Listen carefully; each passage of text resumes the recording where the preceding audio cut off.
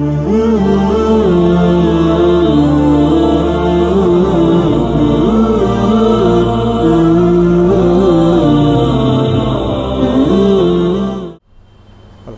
لله وحده والصلاة والسلام على من لا نبي بعده ولا رسول بعده ولا أمة بعد أمتي صلى الله عليه وسلم.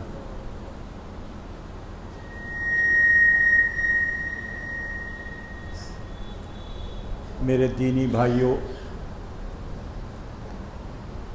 اللہ کا بڑا کرم اور انعام ہے کہ آج 9 ربیع الاول کی تاریخ ہے جس میں ہم یہاں جمع ہیں۔ 9 ربیع الاول ہے، حضور نبی کریم صلی اللہ علیہ وسلم کی دنیا میں تشریف آوری کے سلسلے میں تاریخ میں بہت اختلاف ہے، لیکن اس میں بہت بڑے تمام محدثین اس بات کی طرف گئے کہ دنیا میں حضور کی ولادت باسعادت 9 ربیع الاول میں ہوئی۔ اتفاق ہے کہ آج 9 ربیع الاول ہے، آج ہی کی تاریخ میں 9 ربیع الاول میں دنیا میں تشریف لائے آپ، اور وفات کے سلسلے میں جو مشہور ہے تمام زمانے میں ہر ایک کی زبان پر کہ آج کیا ہے، وہی 12 وفات کا دن ہے، 12 وفات کا دن ہے۔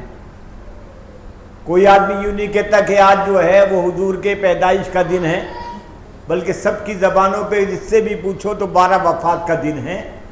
تو حضور کی وفات کی تاریخ تو 12 ہی ہے، لیکن آپ کی پیدائش کی تاریخ جو ہے وہ 9 ربیع الاول ہے، اور محدثین کی بہت بڑی جماعت اسی بات کی طرف گئی ہے کہ 9 ربیع الاول ہی میں آپ کی تشریف آوری ہوئی ہے۔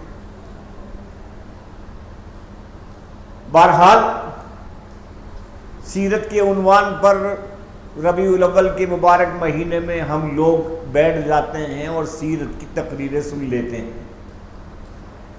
جبکہ حضور کی سیرت زندگی کے ایک ایک لمحے سے وابستہ ہے۔ زندگی کا کوئی دن، کوئی گھڑی ایسی نہیں ہے جو حضور کی سیرت سے ہٹ کر کسی ایمان والے کی گزرے۔ ایمان والا 12 مہینے ایک ایک لمحہ، ایک ایک منٹ اور سیکنڈ حضور کی زندگی سے جڑا ہوا ہے، اور جو لمحہ اس کے حضور کی زندگی سے علیحدہ ہو کر گزرے گا تو وہی اس کی بربادی کا وقت نہ بن جائے۔ اللہ ہماری سب کی حفاظت فرمائے۔ قرآن مقدس میں ہماری رہنمائی اسی بات کی طرف کی گئی ہے، اے ایمان والو، جگہ جگہ مخاطب کر کے ہمیں جو کہا گیا ہے، اے ایمان والو، اے ایمان والو، تم جو ہے نبی کی زندگی کو اپنا لو۔ خود حضور صلی اللہ علیہ وسلم سے کہا گیا ہے، محمد اعلان کرو، قل هذه سبیلی ادعو الی اللہ علی بصیرۃ انا ومن اتبعنی۔ یہ خالی ویسے ہی جمع خرچ نہیں ہے، حضور نبی کریم صلی اللہ علیہ وسلم کو مخاطب کیا اللہ نے اور فرمایا ہے محمد اعلان کرو۔ کیا اعلان کریں؟ کہ جس راستے پر میں تم کو بلا رہا ہوں، ہذہ سبیلی، یہ میرا راستہ جس کی تمہیں دعوت دے رہا ہوں، میں ایسے ہی اٹکل پچو نہیں بلا رہا تمہیں، بلکہ پوری عقل اور شعور کے ساتھ، پورے استحضار کے ساتھ میں تم کو دعوت دے رہا ہوں اس راستے پر آنے کے لیے۔ اور میں ہی نہیں، انا ومن اتبعنی، میں بھی اور میرے بعد میرے صحابہ بھی یہ اعلان خود قرآن مقدس میں اللہ نے نبی کی زبان سے کہلوایا کرایا، اعلان کرو، میں بھی اور میرے صحابہ بھی اس صحیح راستے پر بلا رہے ہیں جو راستہ نجات کا راستہ ہے، جو کامیابی کا راستہ ہے۔ اس لیے ہمارا ایک ایک لمحہ حضور کی سیرت سے جڑا ہوا ہے۔ ہم نے خالی ربیع الاول کے مہینے میں ایک مزاج بن گیا ہمارا کہ جہاں دیکھو ربیع الاول کا مہینے چل رہا، صاحب سیرت کا بیان ہو رہا، چلو سیرت کی تقریر ہے، انہیں جلسے ہو رہے۔ ارے بھائی، حضور کی سیرت کوئی اس 12 ربیع الاول تک چھوڑی جڑی بھی ہے؟ پورا سال ہے کہ سیرت کے بیانات ہوں اور سیرت کا ایک ایک عمل سیرت کا زندگی میں آئے ہماری۔ کیوں بھائی، ہے نہیں بتاؤ؟ لیکن آج ہم نے تقریر بھی ہوتی ہیں، سن بھی رہے ہیں، لیکن جو بات زندگی میں آنی چاہیے، رسول سے جو جڑاؤ ہمارا ہونا چاہیے اور رسول کے طریقے کو اپنانے کے لیے جو جد و جہد اور کوشش ہونی چاہیے، وہ نہیں ہو رہی۔ یہ بقول اس بنیے کے جیسے ہو رہا ہے کہ ایک بنیا روزانہ جو ہے مندر میں جاتا تھا کتھا سننے کے لیے۔ اب ایک دن وہ جا رہا تھا کسی کام سے، اس نے اپنے بیٹے سے کہا آج تو چلا جائیے بھائی مندر میں صبح ہی کتھا سننے کے لیے۔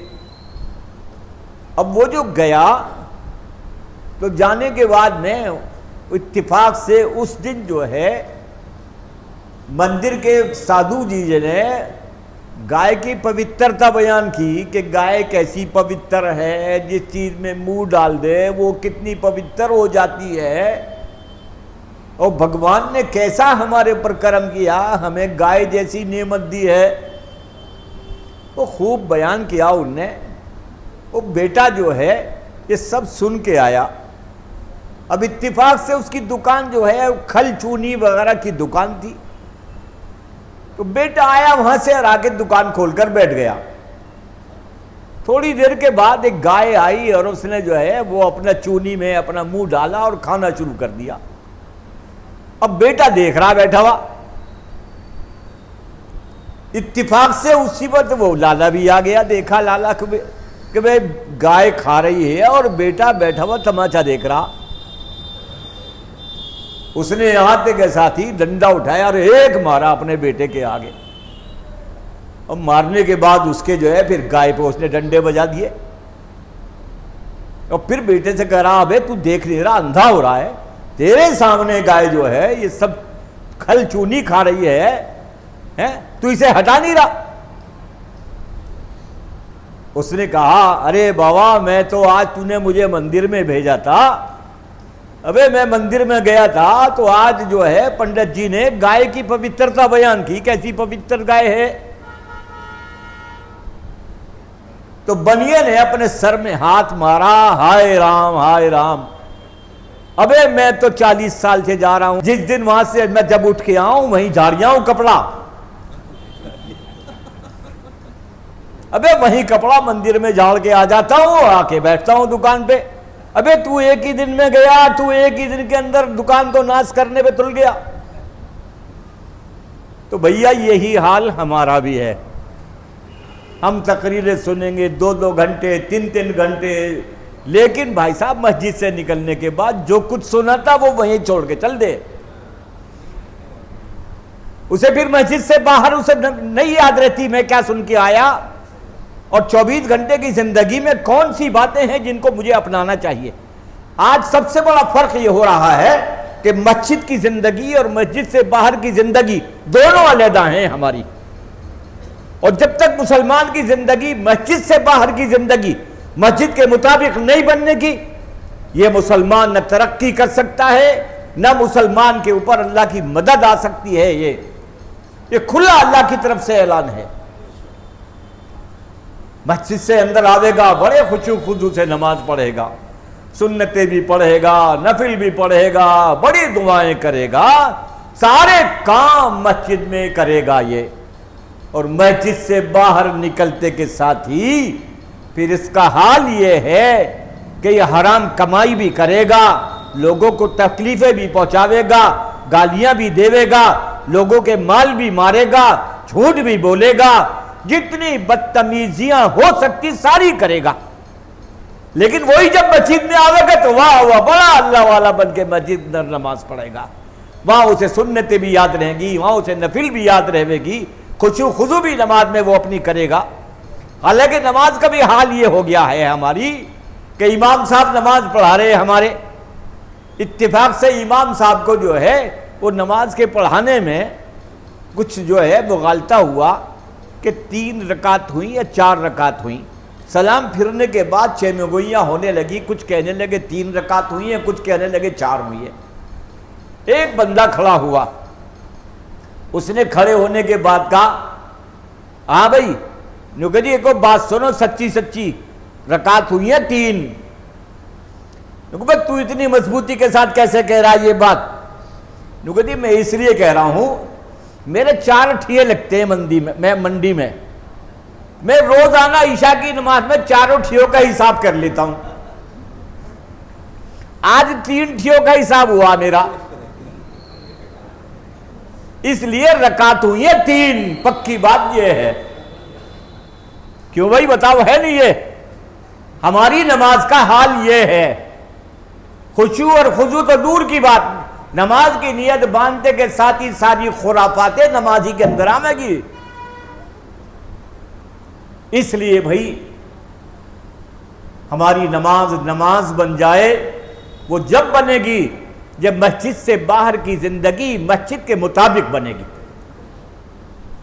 اور مسجد کے مطابق بنانے کے لیے حضور کی سیرت جو ہے خالی ربیع الاول کے مہینے میں نہیں بلکہ 12 مہینے کے اندر حضور کی سیرت کو سامنے رکھنا ہوگا، حضور کی سیرت پر عمل کرنا ہوگا، تب اس کے بعد میں یہ زندگی بنے گی. صحابہ کرام رضوان اللہ تعالی علیہم اجمعین نے اپنی پوری زندگی میں جو سارا انقلاب آیا ہے وہ اسی بنیاد پر تو آیا. حضرت علی رضی اللہ تعالی عنہ کی نماز، جب تیر لگ گیا پنڈلی میں، اب اس تیر کو نکالا جا رہا ہے تو پھر صاحب وہ تیر نہیں نکل رہا، تو مشورہ ہوا جب علی جو ہیں نماز پڑھنے کے لیے کھڑے ہو جائیں اس وقت وہ تیر نکالا جائے. حضرت علی رضی اللہ تعالی عنہ نماز پڑھنے کے لیے کھڑے ہوئے تو ان کی پنڈلی کا تیر نکال دیا گیا، انہیں پتہ بھی نہیں لگا. ان کی نماز ایسی نماز تھی، یہاں تو ایک مچھر اور مکھی کے بیٹھنے سے نماز میں خلل پڑتا. اس لیے نماز پر محنت اگر ہوگی اور نماز جو ہے وہ نبی کے طریقے کے مطابق ہوگی تو بھائی زندگی میں یہ ساری چیزیں پیدا ہو جائیں گی.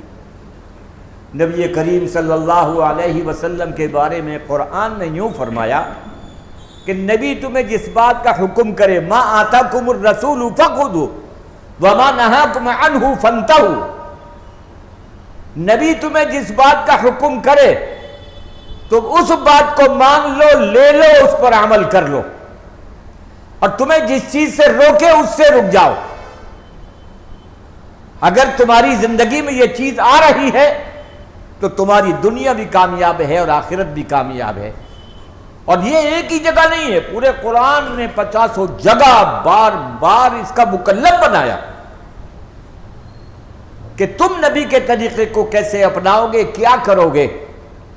حضور کی زندگی، معاشرتی زندگی، سماجی زندگی، دوسروں کے ساتھ مساوات کا معاملہ، ایک ایک عمل ایسا ہے کہ اگر ہم زندگی میں ہماری آ جائے.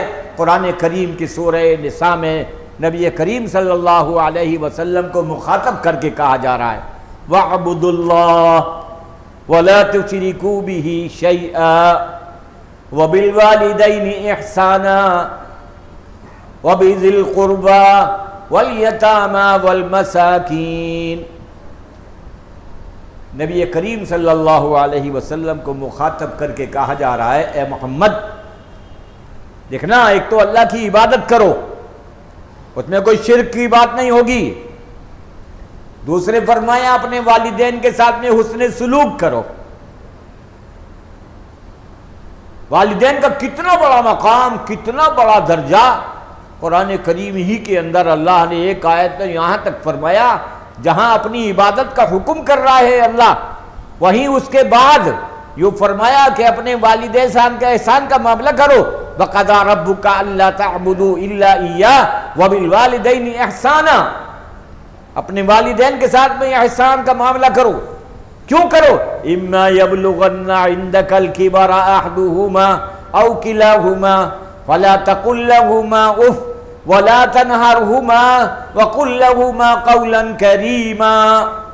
دیکھنا جب تمہارے ماں باپ بڑھاپے کو پہنچ جائیں، قریب غریب ہو جائیں، یعنی غریب کا مطلب یہ کہ وہ کمزور ہو جائیں، تو دیکھنا ان کے ساتھ میں حسن سلوک کرنا۔ کیسا حسن سلوک؟ قرآن کریم ان الفاظ کو نقل کر رہا ہے، وَلَا تَقُل لَّهُمَا أُفٍّ، دیکھنا اپنے ماں باپ کو اف بھی مت کہنا، اف مت کہنا، وَلَا تَنْهَرْهُمَا، اور اپنے ماں باپ کو جھڑکنا مت نہیں، وَقُل لَّهُمَا قَوْلًا كَرِيمًا، اور دیکھنا اپنے ماں باپ سے میٹھی میٹھی باتیں کیا کرو۔ کیوں بھائی؟ آج ہمارا نوجوان کس راستے پر چل رہا ہے؟ آج وہ نوجوان ہمارے قرآن کے راستے پر، رسول کے فرمانے کے راستے پر نہیں چل رہا۔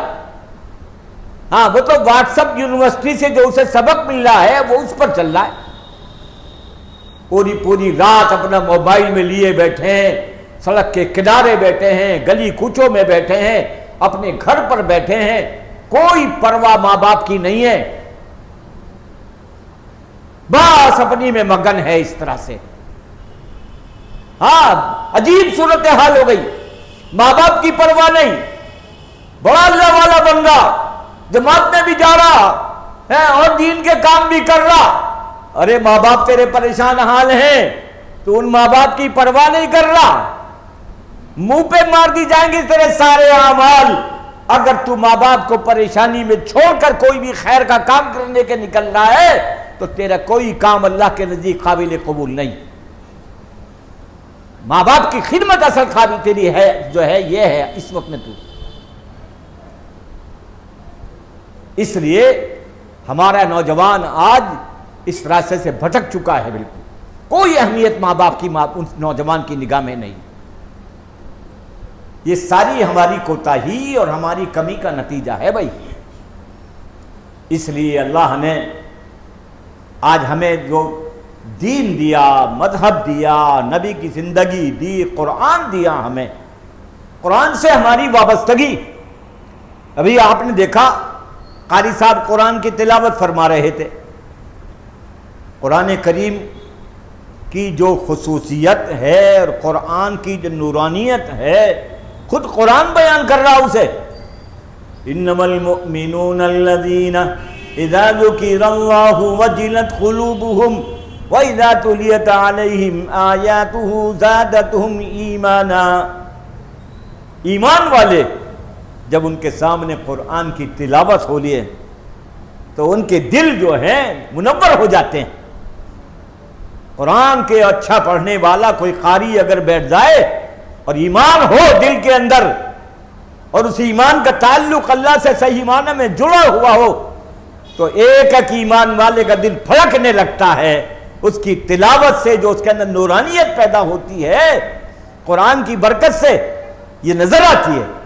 اب یہ قاری صاحب قرآن پڑھ رہے تھے تو قرآن بہترین تلاوت کی انہوں نے، اس کے اثرات یہ کہ ہر آدمی متوجہ ہو کر خاموشی سے قرآن کی تلاوت سن رہا تھا۔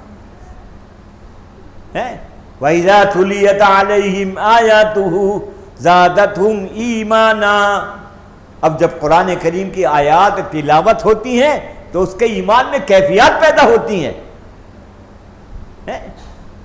اللہ کا ڈر، اللہ کا خوف اور ایمان کا فیض، ایمان کی زیادتی یہ قرآن کی تلاوت کی بدولت پیدا ہوتی ہے۔ اس لیے بھائی یہ قرآن جو اللہ کی سب سے بڑی عظیم نعمت ہے ہمارے پاس، جس کے ہم کو پابند بنایا گیا، ان ھذا القرآن یہدی للتی ہی اقوم، یہ قرآن مقدس جو ہے جو اللہ کی نعمت تمہیں عطا کی گئی ہے یہ سیدھے راستے کی رہنمائی کرتی ہے، بالکل ہاں سیدھے راستے کی رہنمائی کرتی ہے۔ قرآن مقدس کے بارے میں رمضان کے مبارک مہینے میں بڑے بیانات ہمارے ہاں ہوتے ہیں، لوگ سنتے ہیں، لیکن حال کیا ہے ہمارا؟ رمضان کے دنوں میں تراویح ایسے حافظ جی کے پیچھے سننا پسند کرتے ہیں جو حافظ سے جلد مسجد سے باہر نکال دے، سمجھ میں نہ آئے کچھ بھی قرآن، اسے پرواہ نہیں۔ اگر دوسری مسجد میں 1 گھنٹے میں فارغ ہو رہے ہیں اور اس مسجد کے اندر 1.25 گھنٹے میں فارغ ہو رہے ہیں، 15 منٹ لیٹ ہو رہے ہیں، لیکن یہاں قرآن پڑھا جا رہا ہے اور وہاں قرآن پہ ظلم ہو رہا ہے، تو یہ چیمگوئیاں کرنے لگیں گے، یار ہمارے قاری صاحب پتہ نہیں کیسے ٹیں قرآن پڑھنے میں اتنا وقت لگاتے ہیں، میاں برابر کے اندر ایسا پھر قرآن پڑھتا ہے، میں 1 گھنٹے میں مسجد سے باہر نکال دے، خوبی بیان کر رہا، مسجد سے باہر نکال دے 1 گھنٹے میں۔ جامع مسجد میں ہم 45 سال سے قرآن پڑھ رہے ہیں، شبینہ 6 دن کا، شہر کا بہت بڑا مجمع وہاں ہمارے ہاں جاتا بھی ہے، سب کو معلوم ہے۔ ابھی اسی رمضان میں ہم نے تو 6 پارے پڑھے، اور 6 پارے پڑھ کے ہم 11:30 بجے فارغ ہو کے آئے مسجد سے۔ اب جو میں یہاں شاپیر گیٹ پہ پہنچا تو کچھ نوجوان بچے کھڑے ہوئے تھے، میں ان سے پوچھنے لگا، ہاں بھائی تراویح کہاں پڑھی؟ کہ جی تراویح ہم پڑھ کے آئے وہاں چھیپی ٹینک پہ۔ چھیپی ٹینک پہ کس وقت فارغ ہو گئے؟ کہ جی ہم تو 11 بجے فارغ ہو گئے۔ میں کتنے پارے پڑھے ہو؟ انہوں نے کہا جی 13 پارے پڑھے۔ اب بتاؤ آپ، 13 پارے پڑھے، 11 بجے فارغ ہو گئے، ہم نے 6 پارے پڑھے تو 11:30 بجے فارغ ہو گئے۔ اس لیے یہ صورتحال ہمارے ہاں یہ پیدا ہو گئی ہے۔ اس لیے بھائی سب سے بڑی ضرورت ہے ہماری زندگی کی کہ ہم قرآن کو اپنی زندگی میں زندہ کریں اور حضور کی سیرت کو اپنائیں۔ قرآن کریم کی میں آیت ابھی آپ کے سامنے پڑھ رہا تھا، سورہ نساء کی، جس میں فرمایا وَالْجَارِ ذِي الْقُرْبَى وَالْجَارِ الْجُنُبِ وَالصَّاحِبِ بِالْجَنبِ وَابْنِ السَّبِيلِ، مساوات کی تعلیم دے رہا۔ اللہ سبحانہ تعالی حضور سے یوں فرما رہے ہیں، اے محمد پڑوسی کے حقوق کا خیال رکھا کرو۔ کون پڑوسی؟ جو قریب کا پڑوسی ہو وہ بھی، اور جو دور کا پڑوسی ہو وہ بھی۔ اور مفسرین نے وضاحت کی کہ اس درمیان کے اندر والجار ذی القربہ کے اندر رشتہ دار ہیں شامل، اور والجار الجنب کے اندر جو ہے غیر رشتہ دار اور غیر مذہب کے لوگ جو پڑوسی ہمارے درمیان میں بستے ہوں، ان پڑوسیوں کا خیال کرنا بھی ایمان کا حصہ ہے۔ نبی کریم صلی اللہ علیہ وسلم جمعۃ المبارک کا دن آپ پڑوسی کے حقوق بیان کر رہے، حضرت ابو ذر غفاری رضی اللہ تعالی عنہ آپ نے بیان فرمایا کہ وہ شخص مومن نہیں جس کا پڑوسی اس کی تکلیف کی وجہ سے پریشان ہو، وہ مومن نہیں۔ تو حضرت ابو ذر غفاری کھڑے ہوئے اور فرمایا، اے اللہ کے رسول، میرے برابر میں ایک پڑوسی ہے جو یہودی ہے، وہ آپ کا بھی دشمن ہے، میرا بھی دشمن ہے، اور مذہب کا بھی دشمن ہے، تو میں اس پڑوسی کے ساتھ کیا برتاؤ کروں؟ سنیے کیا فرمانے ہیں اللہ کے رسول۔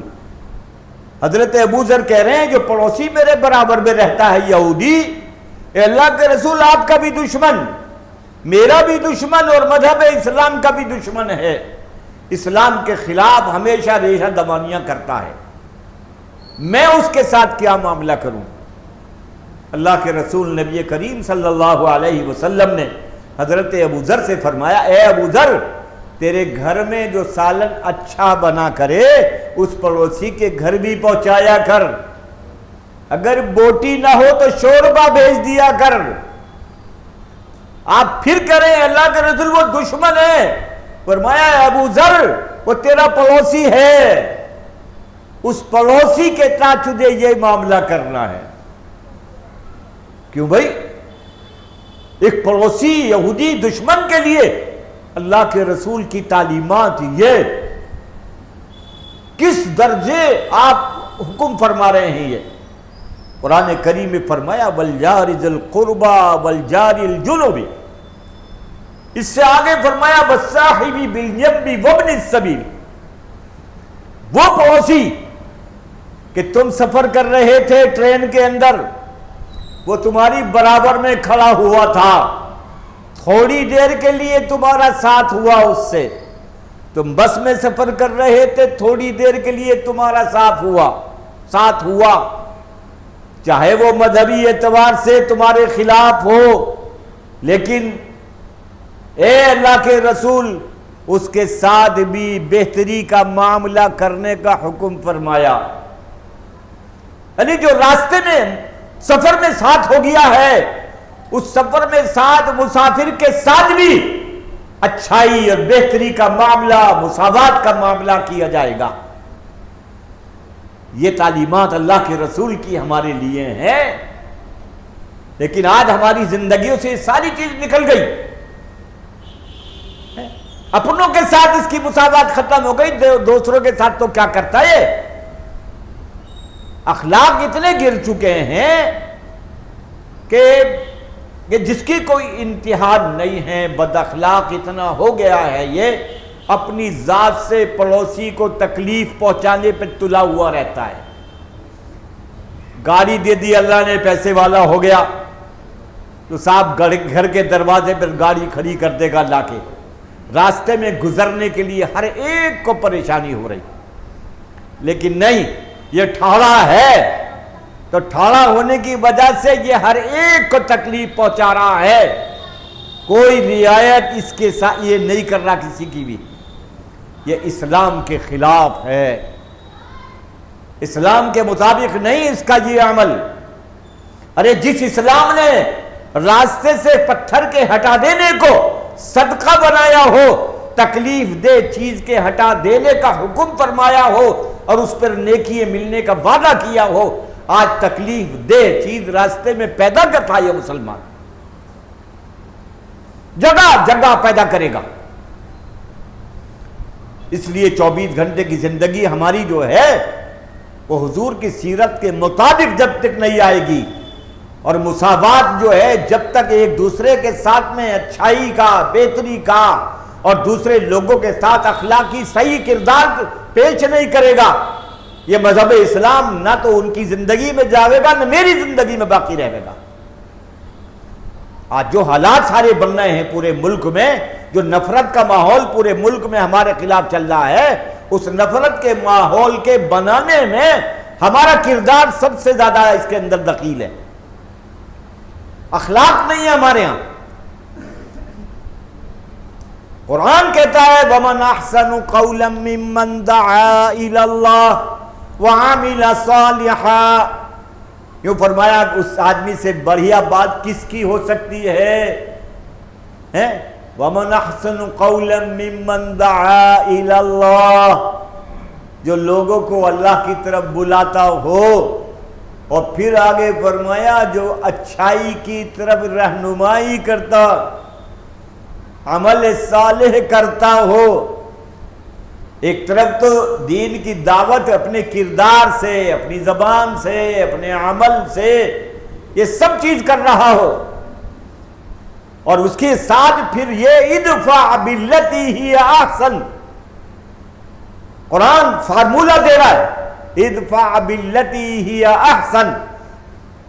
تو اگر تجھے کسی طرف سے تکلیف پہنچتی ہو تو اس تکلیف کے پہنچانے والے کو تو اچھائی سے اس کا جواب دیجو، رحم دلی کے ساتھ جواب دینا. وہ تکلیف کا پہنچانے والا کوئی بھی ہو، وہ مسلمان بھی ہو سکتا ہے، وہ غیر بھی ہو سکتا ہے، وہ کوئی بھی ہو سکتا ہے، لہذا تو جواب دے تو اچھائی اور خوبی کے ساتھ جواب دیجو. اس کا اثر کیا ہوگا؟ فَإِذَا الَّذِي بَيْنَكَ وَبَيْنَهُ عَدَاوَةٌ كَأَنَّهُ وَلِيٌّ حَمِيمٌ، تیری دشمنی دوستی میں بدل جائے گی. تیرے دشمن جو ہے اگر تو اپنی طرف سے رواداری برتے گا، اپنی طرف سے تو نرمی پیدا کرے گا، اپنی طرف سے تو اچھے معاملات پیش کرے گا، اچھے اخلاق پیش کرے گا، تو سامنے والا دشمن تیرا دوست بن جائے گا. اس لیے آج ہمیں ضرورت اس بات کی ہے کہ ہم اپنے آپس کے اندر تعلقات کو بنائیں، اچھے سے اچھے تعلقات بنائیں، ایک دوسرے کے لیے قربانی کا جذبہ پیدا کریں، ایک دوسرے کے ساتھ جو ہے پیار اور محبت قائم کریں، اخلاق کو اپنائیں، غیروں کے ساتھ بھی اپنا کردار اچھا بنا کر پیش کریں نا، تاکہ یہ معلوم ہو کہ ایک مسلمان کا کردار یہ ہے. ایک مسلمان کا کردار اس کی رہنمائی کرے گا اسے دین میں لانے کے لیے. یہ ہمارا قریب میں جزیرہ مالدیپ ہے. کیوں بھائی؟ مالدیپ نام سنا ہے؟ یہ مالدیپ 600 سال پہلے مسلمان ہوا یہ پورا جزیرہ، اور ایک مسلمان کی وجہ سے پورا جزیرہ مسلمان ہو گیا. ایسا مسلمان ہوا کہ عرب کے تاجر جو ہیں سمندر کے راستے سے تجارت کرنے ہندوستان آیا کرتے تھے. یہ مالدیپ ہندوستانی کا ایک حصہ تھا پہلے. تو عربوں کا ایک تاجر جو ہے قافلہ وہاں پہنچا مالدیپ کے اندر. تو مالدیپ میں جو گزرے وہ راستے سے تو ایک مکان سے رونے کی آوازیں آ رہی بے پناہ. انہوں نے اس مکان والے سے پوچھا، لوگوں سے، کہ بھئی کیا بات ہو گئی، کیوں رو رہے ہیں یہ مکان والے؟ انہوں نے بتایا کہ صاحب یہ جو سمندر ہے یہاں ہمارے مالدیپ کا بستی سے، ہماری جزیرے سے سمندر جو گزر رہا ہے، اس سمندر کے اندر طغیانی آتی ہے، زبردست طغیانی آتی ہے. اس طغیانی پہ کنٹرول کرنے کے لیے ایک نوجوان لڑکی کو بھیٹ چڑھایا جاتا ہے. یہی صورتحال حضرت عمر کے زمانے میں بھی تھی. یہ دریائے نیل جو بہ رہا ہے وہاں مصر کے اندر، حضرت عمرو بن العاص رضی اللہ تعالی عنہ گورنر بنا کے بھیجے گئے مصر کے. جب مصر کے گورنر بنا کے بھیجے گئے تو مصر کے لوگوں نے اس دن کے آنے سے پہلے جو سمندر میں طغیانی آتی تھی اور آفت آتی تھی، تو اس میں بھی وہاں یہی ہوتا تھا کہ جو ہے وہ دریائے نیل کا پانی خشک ہو جاتا تھا اور پھر ایک لڑکی کو بھیٹ چڑھایا جاتا تھا اور پھر اس کے بعد میں دریا کا پانی جاری ہوتا تھا. حضرت عمر رضی اللہ تعالی عنہ کے پاس حضرت عمرو بن العاص نے رکا لکھ کر بھیجا، اے امیر المؤمنین، یہاں دریائے نیل میں طغیانی آتی ہے اور ایسی طغیانی آتی کہ دریائے نیل کا پانی خشک ہو جاتا. ایک نوجوان لڑکی کو وہاں ایک چبوترا بنا ہوا ہے، وہاں اس کو پوری بستی اکٹھا ہو کر لے جاتی ہے، وہاں اس کو بٹھا کر آ جاتی ہے اور بعد میں صبح کو اس کی لاش لے کر آتے ہیں، وہ مر جاتی ہے. اب یہاں مصر کے لوگ پوچھ رہے ہیں یہ کہ یہ دن جب آئے گا تو اب ہم کیا کریں، اب ہم مسلمان ہو گئے، پہلے ہم جو کچھ کرتے تھے وہ یہ صورتحال تھی. حضرت عمر رضی اللہ تعالی عنہ نے ایک کاغذ کا چھوٹا سا ٹکڑا لکھا اور اس پر یہ لکھا تحریر میں کہ اے دریا، اگر تو اللہ کے حکم سے جاری ہے تو تو جاری ہو جا، اور اگر تو کسی اور کے حکم سے جاری ہے تو تیری ہمیں ضرورت نہیں. لہذا وہ رات آئی اور دریائے نیل کا پانی خشک ہو گیا. اب آپ دیکھیے حضور کے قریب کا زمانہ، حضرت عمر حضور کو دنیا سے گئے ہوئے ابھی 3 سال ہوئے، 2.5 سالہ دور حضرت ابو بکر کا شروع ہوتا ہے، اس کے بعد حضرت عمر خلیفہ بن جاتے ہیں. تو اب حضرت عمر نے رکا لکھ کے دے دیا کہ جب پانی دریائے نیل کا خشک ہو جائے تو یہ میرا خط جو ہے جو دے رہا ہوں لکھ کے میں اس میں ڈال دینا پانی میں. لہذا وہ دریائے نیل کے اندر جب پانی خشک ہو گیا تو وہ جو حضرت عمر نے وہ پتھر دیا تھا وہ اس میں ڈال دیا گیا دریا میں، لہذا وہ پتھر ڈالنا تھا، وہ دریائے نیل کا پانی جبھی جاری ہو گیا جو آج تک جاری ہے، آج تک جاری ہے۔ یہی صورتحال یہاں تھی مالدیپ کے اندر۔ تو اس دن اس تاجر نے، مسلمان نے، حضرت عبداللہ ان کا نام تھا، انہوں نے یہ کہا بھائی اس گھر والوں سے کہ بھائی دیکھو آج جو ہے تم اپنی بیٹی کی جگہ مجھے بٹھا دینا وہاں پہ۔ اب بتائیے وہ کافر مشرک ہیں اور یہ ایمان والا مسلمان عبداللہ۔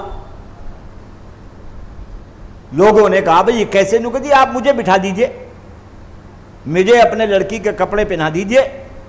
اور پوری بستی جو ہے ڈھول تاشے طبلے کے جاتی تھی اور لے جا کے بٹھا کے آتی تھی، لہذا عشاء کے بعد میں ڈھول تاشے طبلے کے ساتھ انہیں لے جایا گیا اور وہاں چبوترا تھا بنا ہوا، وہاں بٹھا کے آ گئے۔ اب یہ جو ہے وہاں بیٹھے اور بیٹھنے کے بعد میں انہوں نے وہاں قرآن کی تلاوت شروع کر دی۔ اب یہ قرآن جیسے جیسے پڑھ رہے ہیں، ان کی تلاوت کے ساتھ ساتھ ان کے چاروں طرف جو ہے آگ کے انگارے آ کر گر رہے ہیں، کبھی ادھر کبھی ادھر، کبھی سمندر کے اندر طغیانی اٹھ رہی ہے، پانی زبردست اوپر جا رہا ہے۔ پوری رات یہ ہوتا رہا اور یہ برابر قرآن پڑھتے رہے، جتنا حملہ تیز ہوتا اتنی زور سے یہ قرآن پڑھتے، پوری رات یہ صورتحال رہی۔ صبح کو فجر کا وقت ہو گیا، صبح صادق ہوئی، انہوں نے اذان دی اور اذان دینے کے بعد اپنا جو ہے یہ نماز پڑھنے میں لگ گئے، اور رات بھر کا جو طوفان بدتمیزی تھی وہ ختم ہو گئی صبح صادق ہونے کے بعد۔ اب صبح کو پوری بستی اس کی لاش لینے کے لیے جاتی تھی، تو اب یہ بستی والے اکٹھے ہوئے اور جانے کے بعد میں وہاں سے اس لڑکی کی لاش لینے کے لیے گئے تو دیکھتے کیا ہیں، وہ تو لڑکی کی جگہ ایک داڑھی والا ایک شخص بیٹھا ہے، مرد۔ اب انہوں نے پوچھا بھئی آخر یہ کیسے ہوا بھائی؟ فرمایا یہ ایسے ہوا کہ اس لڑکی کی جگہ رات انہوں نے کہا کہ مجھے بٹھاؤ میں بیٹھوں گا۔ اب ان سے پوچھا گیا آپ کون ہیں؟ انہوں نے تعارف کرایا اور اپنے مذہب اسلام کا تعارف کرایا۔ لہذا مذہب اسلام کا تعارف کرانے کی بنیاد پر پوری بستی مسلمان ہو گئی، ان کے اکیلے کے ہاتھ پر پورا جزیرہ مسلمان ہو گیا۔ انہی عبداللہ کی اولاد میں مامون عبد القیوم جو پریزیڈنٹ تھا اس کا مالدیپ کا، وہ انہی کی اولاد میں چلا آ رہا تھا، وہ سلسلہ برابر چل رہا تھا۔ لہذا یہ جنات اور شیاطین یہ خرافاتیں پیدا کرتے ہیں، اور اللہ کے رسول کے امتی اور اللہ پر ایمان لانے والے اور رسول پر ایمان رکھنے والے اس طرح ان چیزوں کا مقابلہ کرتے چلے آئے۔ آج ہماری زندگی میں یہ بے پناہ چیز پیدا ہو گئی، ذرا سے بھی گھر میں کچھ آپس میں ذرا سی کوئی بات پیدا ہو جائے، اب چلے جاؤ کسی تعویذ والے کے ہاں تو فوراً جاتی کراوے گا، کسی نے کرا دیا جی تم سے، بھئی کس نے کرا؟ لوگ جی کوئی قریب ہے آپ کا۔ اب وہ اتنا کہتے کہ ساتھی کسی قریب کے نے کرایا ہے، تو اب وہ ہر ایک سے بدگمان ہو رہی ہے۔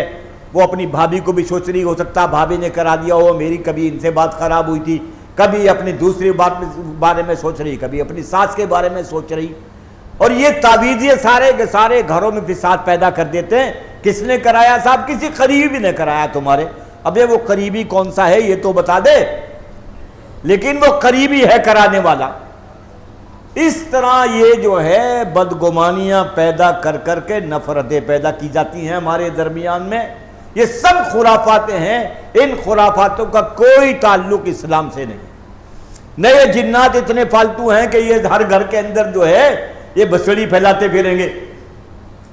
ہاں یہ صحیح بات، ایسی بدگمانیاں پیدا ہمارے درمیان میں ہو رہی ہے، اس لیے آپس میں پیار محبت ایک دوسرے کے ساتھ میں جو ہے قربانی ایثار، یہ سارے جذبات اپنے اندر اگر پیدا کیے جائیں گے تو قرآن کہتا ہے یہ دشمن بھی تمہارا دوست بن جائے گا. ادفع باللتی ہی احسن فاذا الذی بینک وبینہ عداوہ کأنہ ولی حمیم. تمہارا گہرا دوست بن جائے گا تم ذرا سا اگر اپنے اندر نرمی پیدا کر لو، اپنے مزاج کو بدل لو. تو بھائی آج ہمیں ضرورت اس بات کی ہے کہ حضور کی سیرت اپنی زندگی کے اندر زندہ کرنے کی کوشش کریں. قرآن کریم میں جگہ جگہ یہ ہمیں یہی حکم فرمایا فَلْيَحْذَرِ الَّذِينَ يُخَالِفُونَ عَنْ أَمْرِهِ أَن تُصِيبَهُمْ فِتْنَةٌ أَوْ يُصِيبَهُمْ عَذَابٌ أَلِيمٌ. اے امت محمد، اے انسانوں، یہ سمجھ لو خوب اچھی طرح سے، اگر رسول کی اطاعت نہیں کرو گے تو دنیا کی زندگی میں بھی تمہارے میں فتنے پیدا کر دیے جائیں گے اور آخرت کی زندگی بھی عذاب میں مبتلا ہوگی. یہ قرآن ہمیں بار بار رہنمائی کر رہا ہے اس بات کی. اس لیے اللہ ہم سب پر رحم فرما دے، کرم فرما دے. نبی کریم صلی اللہ علیہ وسلم کی حدیث کل امتی يدخلون الجنہ الا من ابا. قیل من ابا یا رسول اللہ؟ قال من اطاعنی دخل الجنہ ومن عصانی فقد ابا. نبی کریم صلی اللہ علیہ وسلم نے ہمیں متنبہ کیا، ہمیں آگاہ کیا کہ میری تمام امت جنت میں جائے گی مگر وہ جنہوں نے ابا کیا. صحابہ نے پوچھا اللہ کے رسول ابا کا مطلب کیا ہے؟ فرمایا ابا کا مطلب یہ جس نے میری اتباع کی وہ جنت میں جائے گا، اور جس نے میری اتباع نہیں کی وہ جہنم میں جائے گا. اس لیے رسول کی اتباع جو ہے خالی نماز روزے ہی کے اندر نہیں ہے، بلکہ 24 گھنٹے کی زندگی کے اندر اتباع ہونی چاہیے. کاروباری معاملات ہوں، آپس میں دوستی کے معاملات ہوں، پڑوسی کے تعلق ہو، ہر ایک راستے میں جہاں بھی ہو حضور کی سیرت کو سامنے رکھ کر چلا جائے گا تو دنیا کی زندگی بھی کامیاب ہوگی اور آخرت کی زندگی بھی کامیاب ہوگی. اللہ مجھے بھی اور آپ کو بھی اس راستے پر چلنے کی توفیق دے دے اور صحیح معنی میں ہمیں رسول کی سیرت کے اپنانے کے لیے قبول فرما لے. کوشش کرنے پر سارا کام چلے گا. ہاں، تقریر سننے سے اور زبان سے انشاءاللہ کہنے سے کام نہیں چلنے کا، بلکہ اس کے لیے قدم بڑھانا پڑے گا. مسجد سے نکل کے ارادہ کر کے جاؤ تو انشاءاللہ کہ اپنی زندگی میں انقلاب لے کے آئیں گے، اس کی کوشش کریں گے. قرآن کریم میں اللہ نے یہ فرمایا، ہاں یہ مت سمجھو کہ ہدایت ایسے ہی آ جاوے گی. ہدایت کے لیے کچھ کرنا بھی پڑے گا. ہدایت کے راستے جب نکلیں گے، جب کھلیں گے کہ تمہارا اپنا ارادہ بھی ہونا چاہیے نا. ہاں، خدا نے اس قوم کی حالت نہیں بدلی نہ ہو جس کو خود خیال اپنی حالت کے بدلنے کا. اگر اپنی حالت کو بدلنا چاہیں گے ہم تو اللہ اس کے لیے راستے نکالے گا، اور اگر ہم نہ چاہیں بدلنا تو مشکلات پیدا ہوں گی، پریشانیاں کھڑی ہوں گی، راستے نہیں نکلیں گے. کیوں بھائی بتاؤ، ہے بات نہیں ہے؟ تو اگر راستے ہمیں کھلوانے ہیں اللہ کی طرف سے اور اللہ کی مدد اپنے ہاتھ شامل کرانی ہے تو بھائی اللہ کی مدد ہمارے ساتھ شامل ہوگی. اور اللہ کا یہ وعدہ ہے يَنْصُرْكُمُ اللَّهُ فَلَا غَالِبَ لَكُمْ وَإِن يَخْذُلْكُمْ فَمَنْ ذَا الَّذِي يَنْصُرُكُمْ مِنْ بَعْدِهِ. اگر اللہ کی مدد تمہارے ساتھ آ گئی تو دنیا کی کوئی طاقت تمہیں ناکام نہیں کر سکتی، اور اگر اللہ نے اپنی مدد کا ہاتھ ہٹا لیا تمہارے اوپر سے تو دنیا کی کوئی طاقت تمہیں کامیاب نہیں کر سکتی. ہمارے بڑوں کی تاریخ رہی ہے یہ کہ مٹھی بھر لوگوں نے ایمان ان کی زندگیوں میں تھا اور حضور کی سیرت کو لے کے چلے کھڑے ہوئے تو اللہ نے ان مٹھی بھر لوگوں کو کامیاب کیا ہے. اللہ ہمیں بھی کامیاب کرے گا. آج کے جو کچھ حالات ملک میں چل رہے ہیں ان سارے حالات میں ہماری ذمہ داری زیادہ ہو جاتی ہے کہ ہم اپنے اخلاق میں وسعت پیدا کریں، ہم اپنے مزاج کو بدلیں، ہم دوسروں کو سامنے اپنا ایسا کردار پیش کریں کہ دوسرے والا ہمارے کردار کو دیکھ کر ایمان قبول کر لے اور مسلمان ہو جائے کہ صاحب دیکھیے مسلمان یہ ہوتا ہے اور مسلمان کا کردار یہ ہوتا ہے. کریں گے بھائی انشاءاللہ. اللہ مجھے بھی اور آپ کو بھی توفیق دے دے. وآخر دعوانا الحمدللہ رب العالمین.